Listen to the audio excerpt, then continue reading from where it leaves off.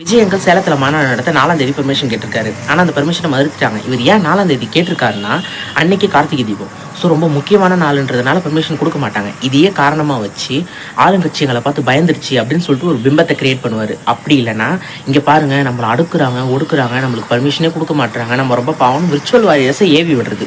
அண்ணன் மெயினாக அந்த விர்ச்சுவல் வாரியர்ஸை ஏவி விடுற வேலையை ரொம்ப நாளாக பார்த்துட்டு இருக்காரு. விஜய் அங்கிள், தயவு செஞ்சு ஒரு பொது அறிவு வேணும் அங்கிள். கார்த்திகை தீபம்னா எவ்வளோ முக்கியமான நாள்னு நமக்கு தெரியும். நம்ம ஊரில் எல்லாம் விளக்கேற்றி வைப்பாங்க, எல்லா சிவன் கோயிலையும் பூஜைகள் நடக்கும். ரொம்ப ரஷ்ஷான நாள், மார்க்கெட்லாம் ரொம்ப ரஷ்ஷாக இருக்கும். உங்களுக்கு தெரியாது அங்கிள், நீங்கள் மார்க்கெட்டுக்கு வந்தால் தானே முன்ன பின்ன. இங்கே இருக்கிற மக்களை கேட்டு பார்த்தீங்கன்னா தெரியும், அவ்வளோ வேலை இருக்கும். திருவண்ணாமலையில் மட்டும் கூட்டம் இருக்காது, ஆல் ஓவர் தமிழ்நாடு எல்லா இடத்துலையும் அன்றைக்கி வந்து ரஷ்ஷான நாள், முக்கியமான நாள்.